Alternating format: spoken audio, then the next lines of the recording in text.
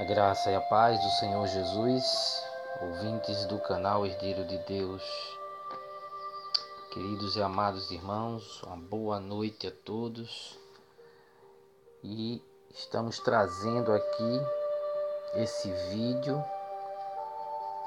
e já era para eu ter feito diante de um quadro que se apresenta nesses últimos dias. Eu já tinha preparado esta mensagem, mas chegou o momento.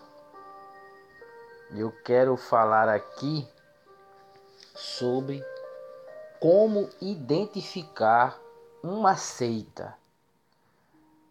Nós temos visto na internet muita heresia, muitos movimentos estranhos, ideias, ideologias, e tem impactado a vida de muitos irmãos, tem gerado dúvidas, tem gerado perturbações nas mentes, nos corações de muitos irmãos, acerca de muitos temas sobre o nome de Jesus, sobre a Trindade, a divindade de Jesus, sobre conceitos bíblicos que tem gerado confusão, muita confusão. E as pessoas ficam sem saber se realmente vem de Deus, se não vem, se é bíblico, se não é. Pessoas que não têm muitas vezes conhecimento ficam embaratinadas. É importante saber realmente. E aí, como você identificar se é uma seita, se vem de uma seita esses conceitos?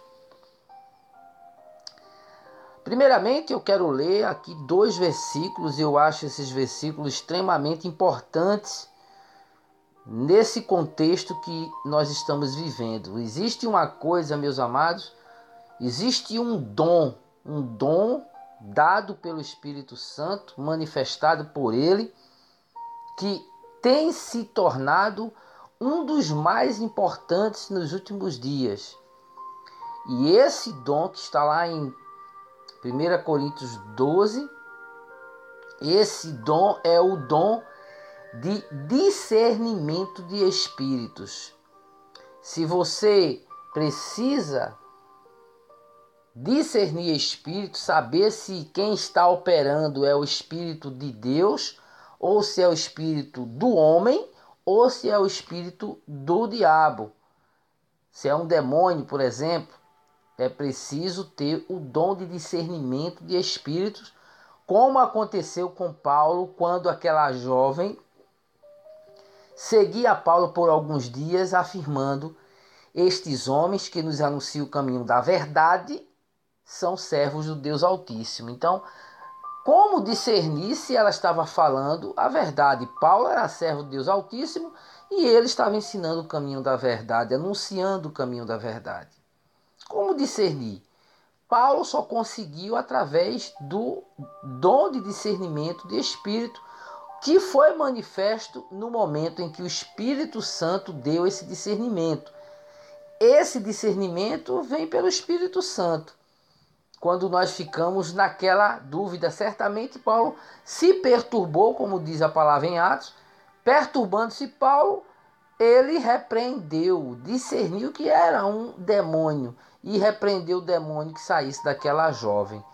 Então veja que se Paulo não tem o discernimento, ele ia ficar sendo enganado durante todo aquele tempo e mais tempo. Então eu vou ler aqui em 2 versículos, em 1 Timóteo 4, versículo 1, e 1 João 4, versículo 1. O primeiro versículo diz assim: 1 Timóteo 4 e versículo 1. Mas o Espírito, com letra maiúscula, porque é o Espírito Santo, que é Deus, mas o Espírito expressamente diz que nos últimos tempos apostatarão alguns da fé, dando ouvidos a espíritos enganadores e doutrinas de demônios. Então existe 3 doutrinas: as doutrinas de Deus, que é a doutrina do Pai, as doutrinas dos homens, que são as doutrinas impostas aí com suas heresias, com suas imposições, doutrinas e preceitos humanos que eles colocam como necessário para salvar a pessoa. Usos e costumes que eles dizem que se não usar e não tiver aquele costume, você não é salvo, você não vai ser salvo, você não vai para o céu, você vai para o inferno. Ou seja, é Jesus mais um uso e um costume, senão não está salvo. Isso é uma heresia diabólica para colocar Jesus mais alguma coisa. Então, são doutrinas de homens que Satanás inspira. Os homens, eles com seus desejos de manipular, formalizam essas normas, esses costumes e uso como que para a salvação. Mas se você falar com ele, ele diz não, é porque tem que se submeter às normas dos homens também. Tem que se submeter. E quem não se submete, desobedece. Desobedecendo, vai para o inferno. Eles buscam esses argumentos para defender as suas normas ridículas, normas de homens que eles impõem, como os fariseus, para a salvação. Normas fundamentadas em aparência, em usos e em costumes, como os fariseus faziam, de lavar o copo, de lavar os pratos, de lavar as mãos para poder comer, senão era impuro, estava pecando, estava com impureza espiritual. Então, o Espírito expressamente diz que nos últimos dias apostatarão alguns da fé, dando ouvido. Então as pessoas têm dado ouvido. Têm dado ouvido, muitos têm seguido essas ideias.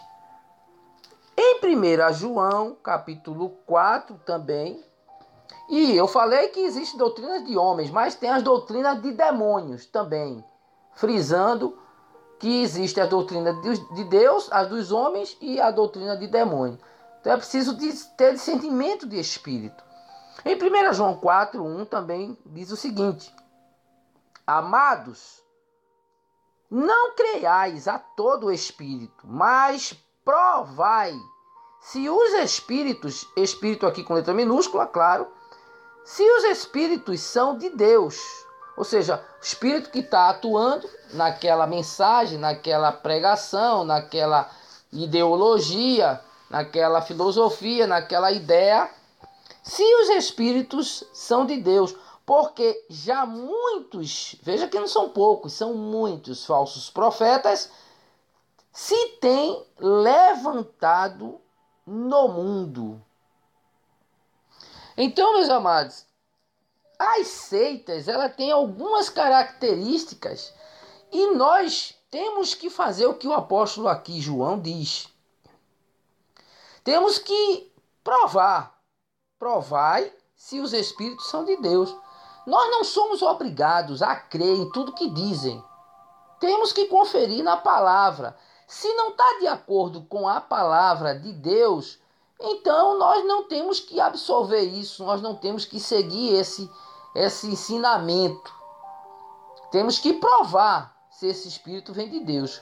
Por exemplo, um exemplo claríssimo. Se aparece um anjo para você, um anjo aparentemente de luz, você vai imediatamente receber como uma mensagem, como um anjo de Deus?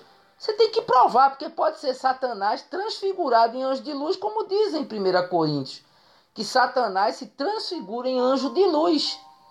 E que seus apóstolos também se transfiguram em apóstolos da verdade. E na verdade são apóstolos mentirosos, falsos apóstolos, falsos mestres, lobos devoradores. Então a pessoa tem que provar. Se aparecer aquele anjo, aparece um anjo, aí a pessoa já acha que é de Deus. Não, você tem que provar.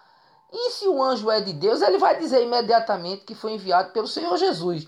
Já um demônio ou Satanás transfigurado, ele não vai falar o nome de Jesus. Ele não vai dizer que Jesus é o Senhor dele. Ele não vai fazer referência e adoração a Deus.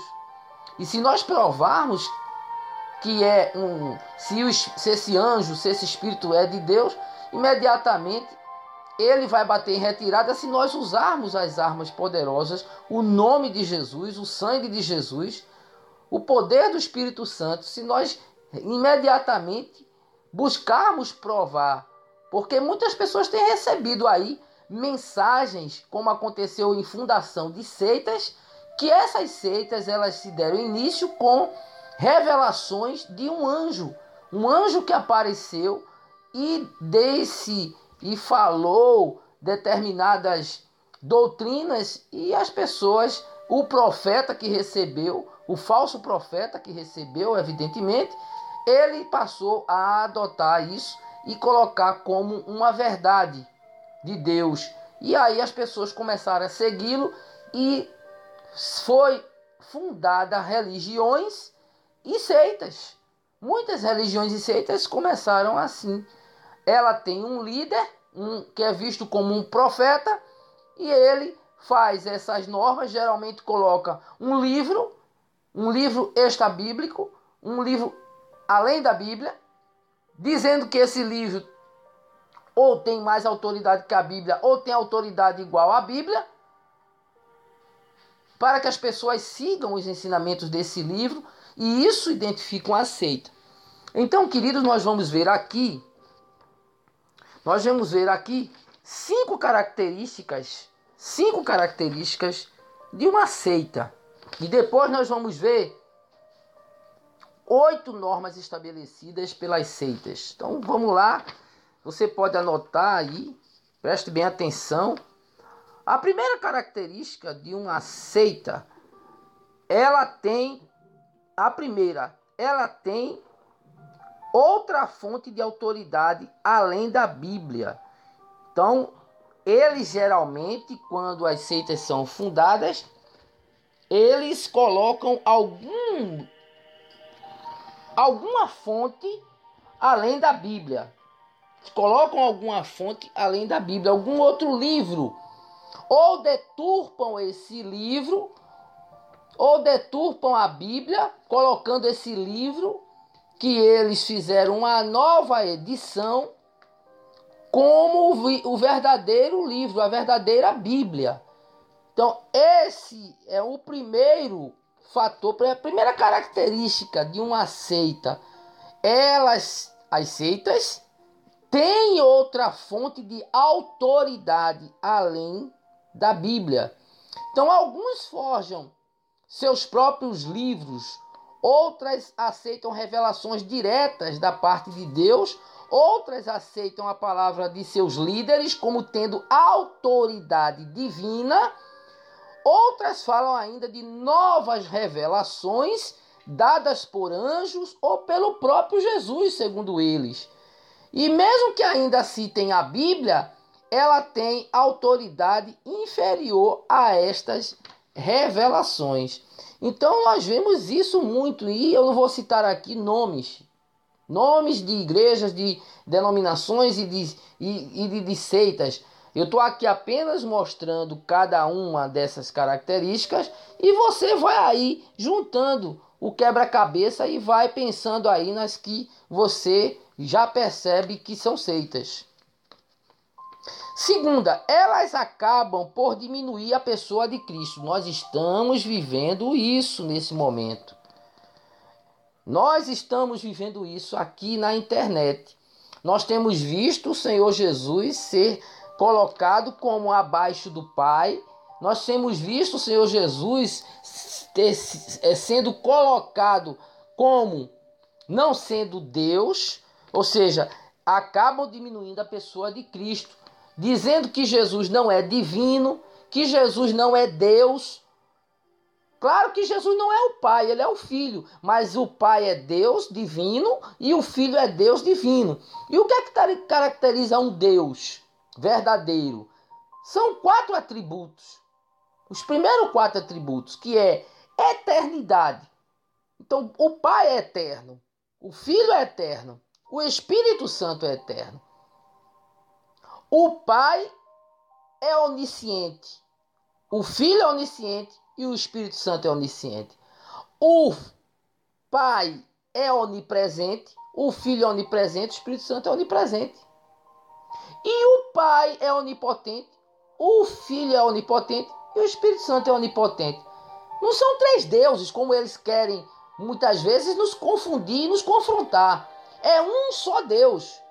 Um só Deus. 1 João, capítulo 5 e versículo 7 diz: porque três, aqui mostra que há três pessoas no céu testificando.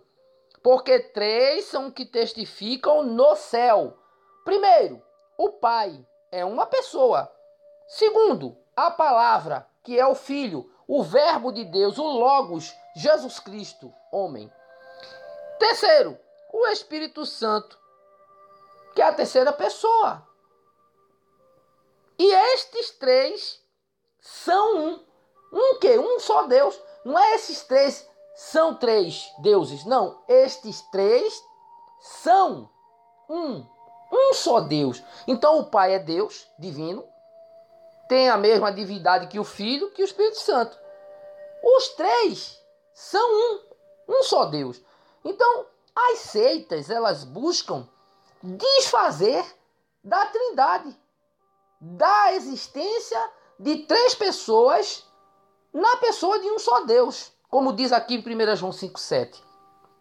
Então, eles acabam por diminuir Jesus Cristo, que Jesus não é para ser adorado, que Jesus não é divino, que Jesus não é Deus, negam a divindade de Jesus.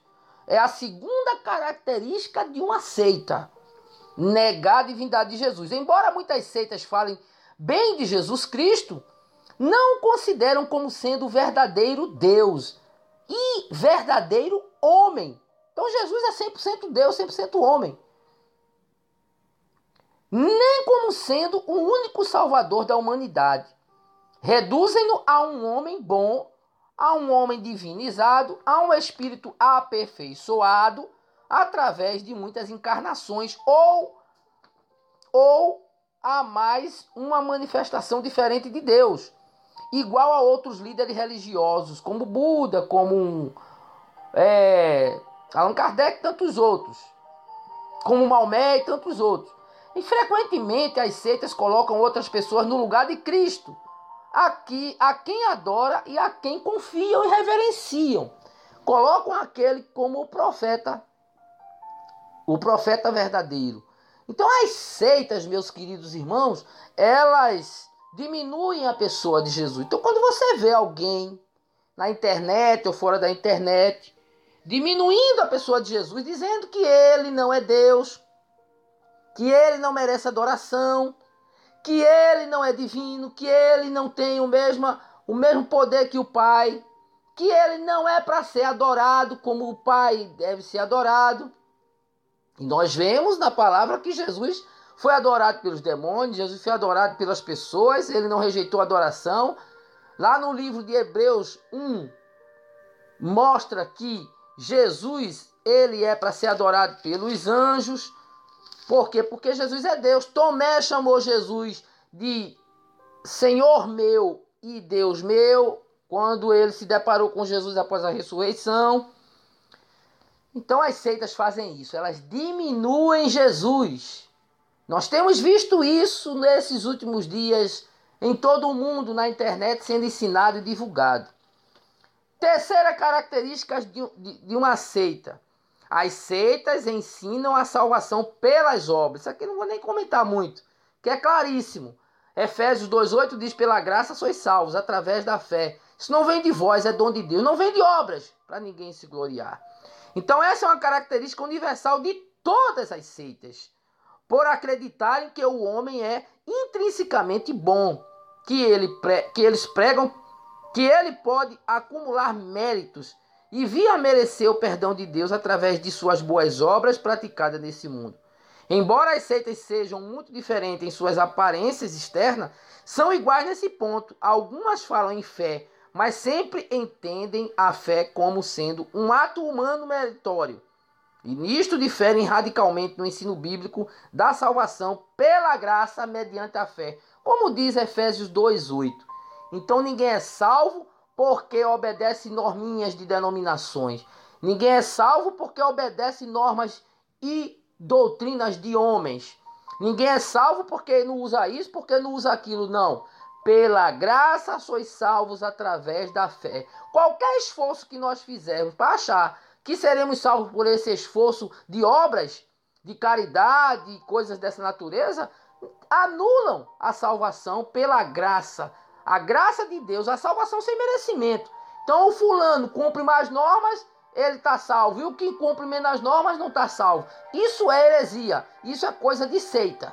Coisa de seita, meus irmãos. A salvação, ela não está fundamentada em obras. A salvação não está fundamentada em pessoas daqui da terra. Nem em ninguém. A salvação não está fundamentada numa placa de igreja, de denominação.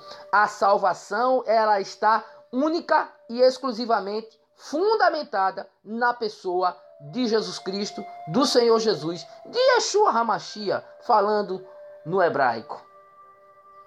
Então a terceira característica, as seitas ensinam a salvação pelas obras. Quarta característica, as seitas são exclusivistas. Temos visto isso. Quando começa um movimento com as suas ideologias, com o líder, ensinando essas doutrinas totalmente fora da Bíblia, heréticas, as seitas são exclusivistas à salvação. Só é salvo quem fizer parte daquele grupo, quem obedecer às normas dele, quem seguir os ensinamentos deles, aí são exclusivistas. Pregam que somente os membros do seu grupo religioso poderão se salvar. É exatamente isso que nós temos visto. Enquanto que os cristãos reconhecem que a salvação é dada a qualquer um que se arrependa dos seus pecados e creia em Jesus Cristo como Senhor e Salvador, não importa a denominação religiosa, meus amados. As seitas ensinam que não há salvação fora da sua comunidade, que não há salvação fora daquele grupo, que não há salvação fora daquele grupo religioso que adotaram normas e usos e costumes e que adotaram práticas, que adotaram doutrinas para se salvarem. Então, se você não fizer parte, não é salvo. Essa é a quarta característica. Eles são exclusivistas. Eles dizem que a igreja dele é verdadeira, ou aquele grupo é o verdadeiro, é a igreja verdadeira, e você, se não fizer parte daquela igreja, você não é salvo, porque aquela outra igreja não cumpre normas, porque aquela outra igreja, ela usa, tem usos e costumes diferentes da deles. Aí eles passam a adotar isso, e os seus liderados são influenciados, e passam a olhar as pessoas com discriminação, não saúdam com a paz, não tratam as pessoas com respeito, não olham como pessoas de Deus também salvas. Por quê? Porque não faz parte dos usos, dos costumes, das normas que eles seguem, porque não faz parte da denominação deles. Aí eles acham que as outras denominações não são salvas. Quem fizer parte lá não é crente totalmente, não é crente verdadeiro. Tem que fazer parte da deles, porque eles adotaram um padrão. Um padrão de roupa, um padrão de veste, um padrão de aparência, de normas que eles estabeleceram para poder a pessoa realmente ser salva. Heresia de perdição. Seitas. Quinta característica, as seitas se consideram o grupo fiel dos últimos tempos. Elas ensinam que receberam algum tipo de ensino secreto que Deus havia guardado para os seus fiéis, perto do fim do mundo. Interessante é que, ao nos aproximarmos do fim, cresce o número de seitas afirmando que são grupo fiel que Deus reservou para os últimos dias na humanidade. Temos visto isso também. Na TV já aconteceu de eu ver muitas reportagens de pessoas que um grupo se suicidou porque diziam que era o grupo fiel dos últimos tempos. Então essas são as 5 principais características que identificam uma seita. Agora eu vou aqui rapidamente, para não se estender, falar aqui 8 normas estabelecidas pelas seitas. Primeira norma, controle de pensamento. Então as seitas têm essa atitude tem essa norma, eles estabelecem isso. Ou seja, não é permitido ler material ou falar com pessoas que tenham ideias contrárias ao do grupo. Isso temos visto, meus irmãos, aí. Temos visto. Em alguns casos, a vítima é geograficamente isolada da família e dos amigos. Vemos isso em muitas denominações. As pessoas que fazem parte de certas denominações, que têm doutrinas de homens impostas, heresias, que têm características de seitas, os seus integrantes muitas vezes se isolam da família, porque a família não é cristã ou não faz parte da sua denominação. Então eles, por esse controle de pensamento, essa pessoa que faz parte de lá, dessa tal denominação ou seita, ela fica isolada da família e dos amigos, não fala, não conversa, não se mistura, não bate um papo, não se relaciona, fica se excluindo, se afastando, porque não faz parte da sua denominação, porque não faz parte da sua seita, porque não faz parte das suas ideologias e das suas norminhas que são estabelecidas lá. Segunda norma, hierarquia rígida. São criados modos uniformizados de agir e pensar, desenvolvidos para parecer espontâneos. A vítima é convencida da autoridade absoluta e do caráter especial, às vezes sobrenatural, do líder. Então eles ficam focados no líder.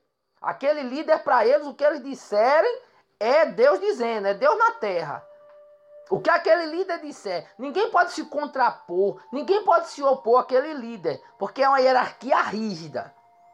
Terceira norma, mundo dividido. O mundo é dividido entre bons, o grupo, e maus, todo o resto.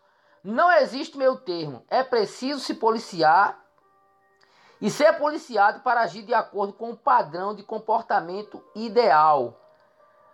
Quarta norma, delação premiada. Qualquer atitude errada, ainda que cometida em pensamento, deve ser reportada ao líder. Também se deve delatar os erros alheios. Isso acaba com o senso de privacidade e fortalece o líder. Então existe muito isso, meus irmãos, em igrejas evangélicas. Igrejas que se dizem evangélicas, né? Denominações que se dizem evangélicas, onde adotam essa norma estabelecida por seitas, que é a delação premiada. Ou seja, qualquer atitude errada, há casais que vão até o seu diácono, o seu presbítero, como eles dizem, vai ao pastor contar a sua intimidade, quando há algum problema íntimo entre o casal, coisa que compete ao casal, mas já foi estabelecida essa norma, que qualquer pecado que a pessoa fizer, tem que contar lá ao líder, tem que contar ao pastor. Você não tem que confessar pecado a pastor, a líder. Você tem que confessar o pecado a Deus. Se confessarmos os nossos pecados, 1 João está escrito isso. Se confessarmos nosso pecado, ele é fiel e justo para nos perdoar e nos purificar de toda injustiça. Confessar o pecado a quem? A Jesus. A Jesus. Porque é ele que perdoa, é ele que nos purifica de todo o pecado.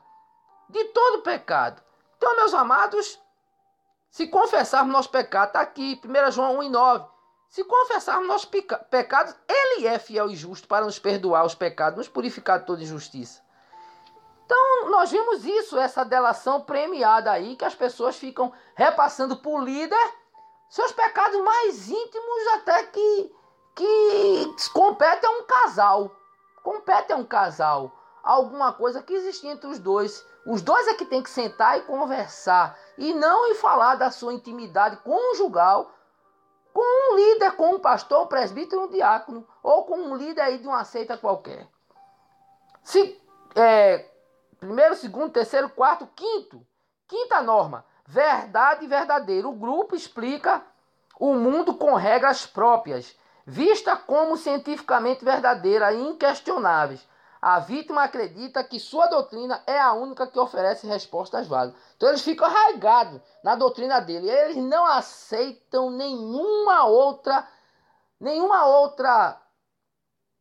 interpretação bíblica, não aceita nenhuma posição de ninguém. Só a ele que está certo. Eles passam a ser o dono da verdade. Sexta, código secreto. O grupo cria termos próprios para se referir à realidade, muitas vezes incompreensíveis para as pessoas de fora. Uma linguagem muito específica ajuda a controlar os pensamentos e as ideias. Eles têm um código secreto, uma maneira de se comunicarem. Sétima, meu mundo e nada mais. O grupo passa a ser a coisa mais importante. Se bobear, a única. Nenhum compromisso, plano ou sonho fora daquele ambiente é justificável. E oitava norma estabelecida pelas seitas é: ninguém sai. A vítima se sente presa, pois não pode imaginar uma vida completa e feliz fora do grupo. Isso pode ser usado por políticos, militares para justificar execuções. Acontece isso nesse segmento. Porém, meus irmãos, nas seitas também tem isso. Quem entrar lá é pressionado a não sair, porque se sair for para outra, está em pecado, está se tornando rebelde, está se tornando abominável, vai perder a salvação ou coisa parecida. Então, meus amados, nós vivemos nesse tempo, um tempo onde há necessidade muito grande de nós analisarmos, uma necessidade de nós pedirmos a Deus o discernimento de espíritos para que nós possamos ter a percepção daquilo que é uma seita e daquilo que não é. Então, meus queridos, que Deus abençoe a todos. Eu quis trazer esse vídeo aqui esclarecedor, bem rápido. Já vão em 32 minutos e eu não quero me exceder. Mas que você possa buscar, estudar, pesquisar. A Bíblia diz em Amós 4,6: o meu povo se perde porque faltou-lhe o conhecimento. Então muitas pessoas têm se baratinado, têm trilhado por caminhos tortuosos, têm ficado perturbada com conceitos bíblicos, teológicos, por não conhecerem a palavra de Deus, por não estudarem, por não buscarem esclarecimento com pessoas idôneas, com pessoas que tenham realmente o Espírito de Deus, que tenham realmente a mensagem verdadeira, do Evangelho verdadeiro. E o apóstolo Paulo foi bem claro, lá em Gálatas 1:8, que se até mesmo um anjo do céu nos anunciar outro evangelho que não seja o que ele tem pregado, seja anátema. Está lá, Gálatas para encerrar, 1:8. Mas ainda que nós mesmos, veja que há a possibilidade de até nós mesmos, ou um anjo do céu vos anuncie outro evangelho, além do que já vos tenho anunciado, seja anátema, maldito. Então quem vive aí pregando heresias, proclamando um novo evangelho aí, né? Desfazendo das verdades de Deus, tirando coisas da Bíblia, dizendo que a Bíblia é falsa, que a Bíblia ela tem textos falsos, livros falsos e por aí vai. Né? Como diz em Apocalipse, que quem tirar alguma coisa desse livro ou acrescentar, Deus tirará a sua parte da árvore da vida. Diz aqui, se alguém tirar qualquer palavra do livro dessa profecia, Deus tirará a sua parte da árvore da vida e da cidade santa que estão escritas nesse livro. Apocalipse 22:19. Então, meus irmãos, temos que ter cuidado em dar ouvidos a espíritos enganadores, porque o espírito enganador ele tem uma aparência, ele tenta imitar o Espírito Santo. Mas quem tem o Espírito de Deus discerne bem tudo. Quem tem o Espírito de Deus percebe. Quem tem o Espírito de Deus que submete a Deus, o Espírito de Deus vai revelar no momento oportuno que aquilo ali é uma farsa, é uma mentira, é uma camuflagem, é uma ação demoníaca, encoberta. São heresias encobertas, heresias de perdição, que os lobos devoradores vêm vestidos com pele de ovelha. Então, amados, está aí. Deus abençoe a todos e peçamos a Deus o dom de discernimento de espírito. Meu Deus e meu Pai, em nome do Senhor Jesus, Pai, está feito o vídeo aí para a tua honra, para a tua glória. Eu não sou o dono da verdade, mas eu expus aqui a tua palavra, 1 Timóteo 4:1, 1 João 4:1 e outros versículos. e que nós possamos, meu Deus, ter os nossos olhos abertos pelo Espírito Santo para discernirmos aquilo que vem de ti, aquilo que vem de Satanás e aquilo que vem do homem.